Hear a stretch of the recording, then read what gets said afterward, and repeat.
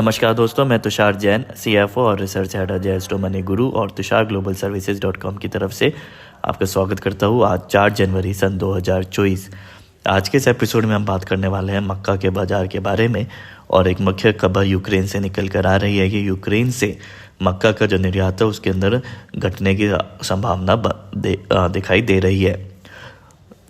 तो आइए शुरू करते हैं आज का एपिसोड। उससे पहले हम आपको याद दिलाना चाहेंगे आप सभी के सहयोग और प्रेम से जो हमारे चैनल के अंदर 1 लाख सब्सक्राइबर्स से अधिक हो चुके हैं और 1 करोड़ 4 लाख व्यूज़ का आंकड़ा भी क्रॉस कर लिया है, उसके उपलक्ष्य में हमारे तरफ से एक स्पेशल ऑफ़र दिया जा रहा है बाय 1 गेट 1 फ्री का हमारे सब्सक्रिप्शन प्लान्स के ऊपर, जिसकी अंतिम तिथि नज़दीक है। तो यदि आपको उसका लाभ लेना है तो आप जल्दी हमसे संपर्क भी कर सकते हैं। हमारे कॉन्टैक्ट डिटेल्स डिस्क्रिप्शन और वीडियो के ऊपर उपलब्ध है। तो आइए शुरू करते हैं आज का एपिसोड।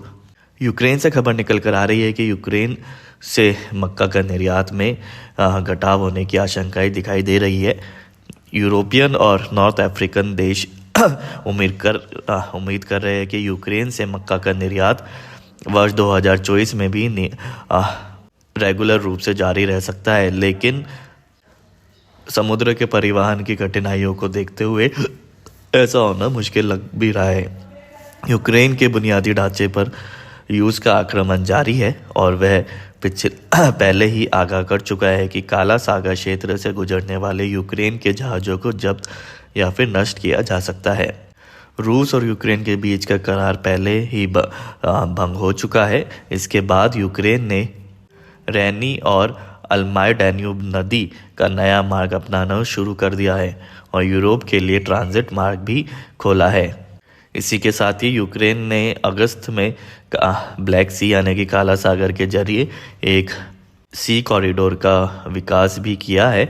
इस रास्ते से अब तक 50 लाख टन से अधिक कृषि उत्पादों का शिपमेंट हो चुका है। इसी के साथ ही यूक्रेन के किसानों को भी इस वर्ष भयंकर फाइनेंशियल क्राइसिस का सामना करना पड़ा है, क्योंकि एक तरफ तो ईंधन की कमी देखने को मिल रही है और दूसरी तरफ देश के कृषि उत्पादों का निर्यात के अंदर रुकावट की वजह से कृषि उपजों के भाव लगातार गिरते हुए दिखाई दिया है, जिससे कि उनकी उत्पादन का मूल्य भी मुश्किल से मिल रहा है।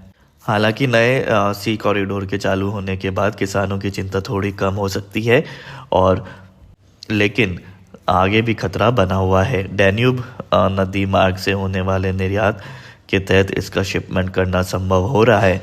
इसमें खर्च भी कम बैठता है और निर्यातकों को यह रूट अच्छा लगने भी लगा है। वे इसका उपयोग बढ़ाने का हर संभव प्रयास भी कर रहे हैं, लेकिन गहरी समुद्री मार्ग के मुकाबले डैन्यूब नदी मार्ग का खर्च काफ़ी अधिक बैठ रहा है। अक्टूबर में वहां मक्का का निर्यात ऑफर मूल्य ओडेसा बंदरगाह पर $135 प्रति टन चल रहा था, जो कि दिसंबर में उछलकर $158 प्रति टन पहुंच गया। और समीक्षकों के अनुसार यूक्रेन से वर्ष 2024 में मक्का के निर्यात शिपमेंट में देर होने का सिलसिला जारी रहने की भी संभावनाएं है, क्योंकि वहाँ जिन बंदरगाहों से इसका शिपमेंट होना है वहाँ जगह की भारी कमी देखी जा रही है। और रूस द्वारा डैन्यूब नदी के समीप भी यूक्रेनी बंदरगाहों पर नियमित रूप से हमले किए जा रहे हैं और यूक्रेन में 270 लाख टन मक्का का उत्पाद होने की अनुमान भी लगाया जा रहा है। लेकिन प्रश्न ये बैठता है कि इस 270 लाख टन मक्का का वो निर्यात कैसे करेंगे।